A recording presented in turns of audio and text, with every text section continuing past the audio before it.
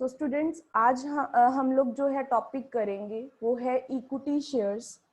होते क्या हैं, एडवांटेजेस क्या हैं इनके, डिसएडवांटेजेस क्या हैं। ठीक है। सो सबसे पहले कि अगर मैं शेयर्स की बात करी तो आपको ये कंसेप्ट क्लियर होना चाहिए कि इक्विटी शेयर्स या शेयर्स क्या होते हैं।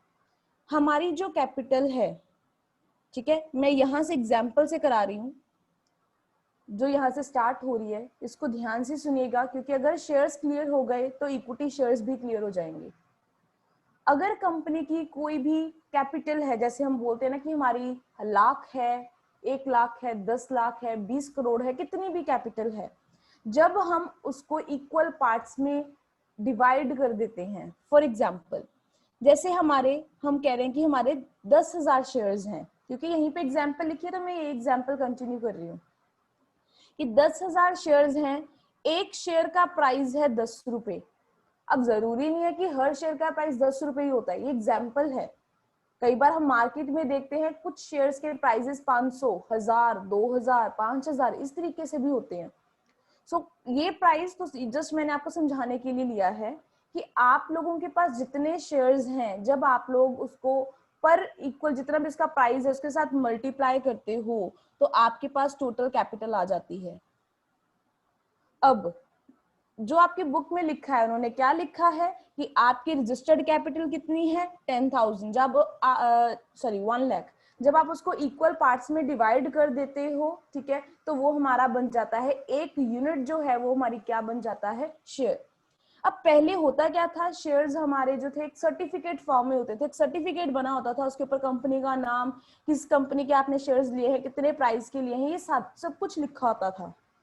पर प्रॉब्लम क्या थी कि वो शेयर्स का जो सर्टिफिकेट है, अगर आपके पास 10 साल से ज्यादा रह गया तो कई बार खराब हो जाता था, कई बार वो टॉन हो जाता था, या कई बार डिले हो जाता था, आपको रिसीव ही नहीं होता था, तो कई प्रॉब्लम्स हमें फेस करनी पड़ती थी।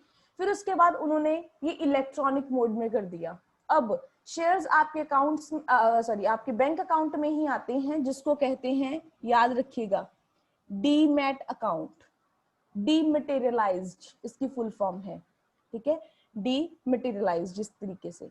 सो डीमैट फॉर्म जो है आप लोगों का, डीमैट अकाउंट जो है, इसमें ही शेयर्स आते हैं, इसी से शेयर्स आप बेच देते हो, तो यहीं पे आपकी ट्रांजैक्शंस हो जाती हैं, ठीक है।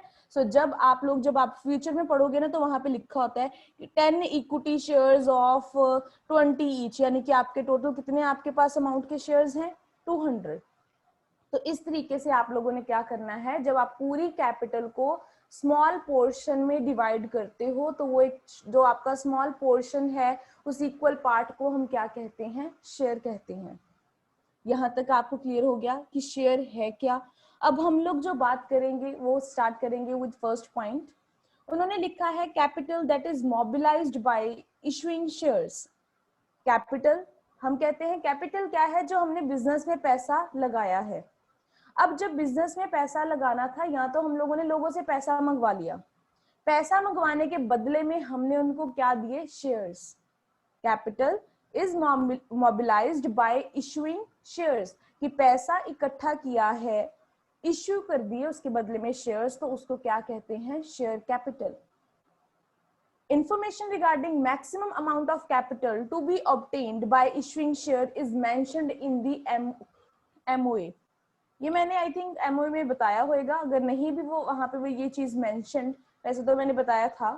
तो यहाँ पे ध्यान से सुनिए, एमओए होता है मेमोरेंडम ऑफ एसोसिएशन, जो आउटसाइडर पार्टीज के लिए है। अब लोगों से पैसा मंगवाना है तो लोगों को तो बताना पड़ेगा ना, आउटसाइडर लोगों को बताना पड़ेगा कि हम कितने शेयर्स इशू कर रहे हैं।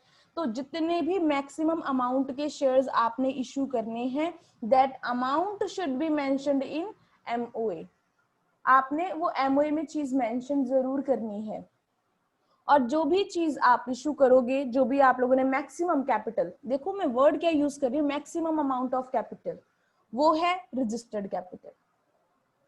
ज्यादा डिटेल में मत करना, बट इतना समझ लो कि आप लोग जब लोगों से पैसा मंगवाते हो और उसके बदले में आप उनको शेयर्स इशू करके देते हो, पैसा मंगवाया, बदले में क्या इशू करके दिए, शेयर्स, तो वो हमारी क्या बन जाएगी, शेयर कैपिटल।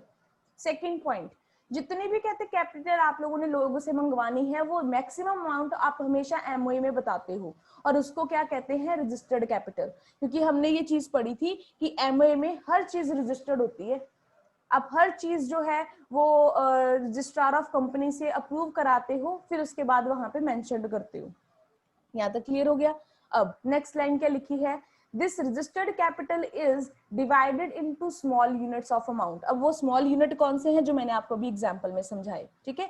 चाहे आप लोग रजिस्टर्ड कैपिटल के बाद सीधा एग्जांपल लिख देना, सफिशिएंट है, क्योंकि हमें तो मीनिंग क्लियर कराना है ना एग्जामिनर को। तो आपने बता दिया उनको कि मैक्सिमम अमाउंट कैपिटल का जितना इशू किया जाता है उसको रजिस्टर्ड कैपिटल कहते हैं। फॉर एग्जाम्पल, जैसे रजिस्टर्ड कैपिटल 1 लाख है, उसको आप लोगों ने इक्वल पार्ट्स में डिवाइड कर दिया, रुपीस के साथ मल्टीप्लाई कर दिया, तो वो आपका आ जाएगा पर शेयर का प्राइस, ठीक है। अब नेक्स्ट, ये तो हम लोगों ने यहाँ पे कंसेप्ट ही किया है कि शेयर कैपिटल है क्या। अब लिखा है capital collected by issuing equity shares. अब जो इक्विटी शेयर का मीनिंग है ना बच्चे, वो यहाँ से स्टार्ट हो रहा है। ऊपर जो आप लोगों को समझाया गया वो क्या समझाया मैंने, शेयर कैपिटल क्या होती है, लिख लो। पर अगर आप लोगों को मीनिंग आ रहा है ना कि इक्विटी शेयर्स क्या है, तो आपने यहां से जो है अपना मीनिंग स्टार्ट करना है, यहां से। ये नहीं मैं कह रही ऊपर वाला इग्नोर कर दो, ऊपर वाला भी पढ़ना है आप लोगों ने, बट अगर स्पेसिफिकली आपसे कोई इक्विटी का मीनिंग पूछेगा कि इक्विटी शेयर क्या है, फिर आप कैपिटल यहाँ से स्टार्ट करोगे। अगर कोई आपसे ये पूछ रहा है कि शेयर कैपिटल क्या है, फिर ये सारा पॉइंट लिखोगे। चलो अब हम बात करते हैं इक्विटी शेयर्स की। जो मैंने अभी आपको रिवाइज कराया, अपने दिमाग में वो चीजें रखना, मैं सिर्फ अंडरलाइन करूंगी। Capital collected by issuing equity shares. अब वहां पे क्या लिखा था कि अगर आपने कैपिटल कलेक्ट की है, ठीक है, उसके बदले में शेयर्स इशू करके दिए हैं, उसको शेयर कैपिटल कहते हैं। और बदले में अगर आपने इक्विटी शेयर इशू करके दिए हैं तो उसको क्या कहेंगे, equity share capital. In its absence no company can be conceive. अब कहते हैं इक्विटी शेयर्स के बिना, ऑनर्स के बिना कंपनी कुछ भी नहीं कर सकती। कंपनी और अगर चाहे कि कंपनी ने इक्विटी शेयर इशू करने, सीधा प्रेफरेंस इशू करने हैं, तो ऐसा पॉसिबल नहीं है। कंपनी को इक्विटी इशू करने ही पड़ेंगे।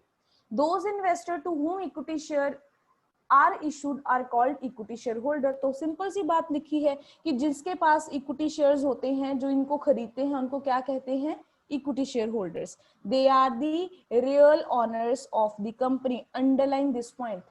अब इसके बाद ये फीचर्स पढ़ रहे हो आप लोग, आप ये मत सोचना कि इतना बड़ा मीनिंग है। मीनिंग उन्होंने पहली 2 लाइनों में क्लियर कर दिया कि जब कैपिटल कलेक्ट की जाती है, बदले में इक्विटी शेयर्स दे दिए, तो वो इक्विटी शेयर कैपिटल हो गई। और जिन बंदों को ये इशू करके दिया जाता है उनको इक्विटी शेयर होल्डर कहते हैं। That's it. अब यहाँ से इसके फीचर स्टार्ट हो रहे हैं। आपकी मर्जी है, आप यहाँ से इसके बाद पॉइंट्स बनाने स्टार्ट कर दो। आपकी मर्जी है, आप बुलेट्स बना के या फिर आप पैराग्राफ में ही इसको जो है लिख दो। तो फर्स्ट पॉइंट लिखते जाना। फर्स्ट पॉइंट क्या है यहाँ पे, they are the real owners, बता दिया था मैंने। सेकंड, उनके पास क्या है, right to vote. Second point, आपको पता है उनके पास क्या है, वोटिंग राइट है, वो मीटिंग्स अटेंड करेंगे। उनमें से ही दे अपॉइंट डायरेक्टर्स। ये तो आप लिखना भी चाहो तो लिख सकते हो कि वही जो बंदे हैं शेयर होल्डर, इनमें से ही डायरेक्टर्स अपॉइंट होते हैं, वही कंपनी को रन करते हैं, मैनेज करते हैं।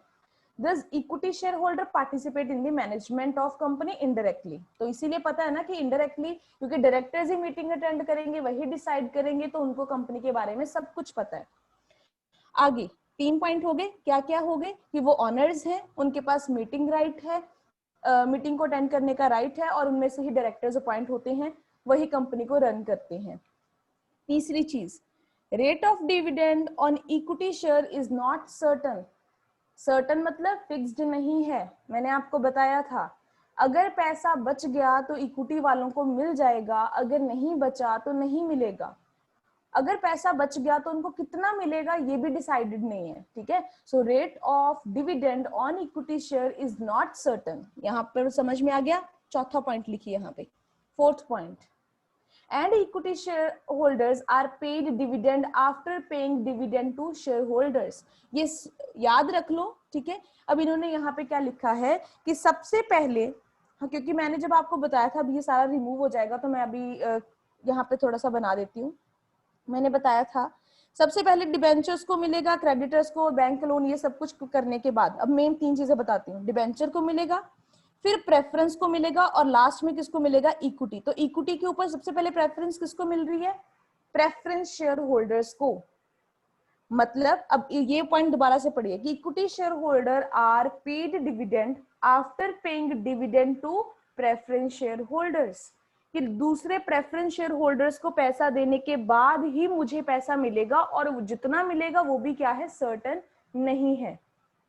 मैं किस चीज की बात कर रही हूँ, रेट ऑफ डिविडेंड। ध्यान से आगे क्या लिखा है, at the time of winding up of company. अब इसके लिए मैंने आपको पहले क्या समझाया था, रीपेमेंट, बिकॉज रीपेमेंट का पॉइंट मैंने आपको अलग से कराया था, रेट ऑफ डिविडेंड का मैंने आपको अलग से कराया था। रेट ऑफ डिविडेंड तो बोल दिया कि एक तो एंड में मिलेगा और सर्टेन नहीं है, फिक्स्ड नहीं है। अब मैं बात कर रही हूँ वाइंडिंग अप, जब कंपनी बंद होएगी तो equity share holder are paid back their capital after paying capital to the preference share holders. ठीक है, सो सबसे पहले जब कंपनी बंद होएगी तो सबसे एंड में किसको मिलेगा, इक्विटी शेयर होल्डर्स को। ठीक है, तो ये अपना 5वां पॉइंट लिख लो, 5वां आपका फीचर है। क्या है कि जब कंपनी बंद होएगी सबसे पहले किसको मिलेगा, डिबेंचर्स को, बाहर वालों को दे दिया, उसके बाद प्रेफरेंस शेयर होल्डर्स को मिल जाएगा, फिर उसके बाद किसको मिलेगा, इक्विटी शेयर होल्डर को। So that is why they are referred to as residual owners. बच्चे कुछ जो उनको मिलने वाला है ना, ये वो वाले ऑनर्स हैं, क्योंकि इनको कुछ भी फिक्स्ड नहीं मिलने वाला। It can therefore be said that maximum risk is borne by equity shareholder। तो कहते हैं, इसीलिए हम कहते हैं कि सबसे ज्यादा रिस्क जो है वो कौन बेयर करता है, इक्विटी वाले, क्योंकि अगर डिविडेंड भी इनको एक तो फिक्स्ड नहीं है, दूसरी बात वाइंडिंग अप के टाइम पे भी इनका जो पीरियड फिक्स्ड नहीं है, तो कहते हैं रिस्क बहुत ज्यादा है इनको। यहाँ तक हम लोगों ने सिर्फ और सिर्फ मीनिंग किया है कि इक्विटी शेयर होल्डर्स हमारे है कौन, इनके पास क्या क्या राइट्स हैं, इनके क्या फीचर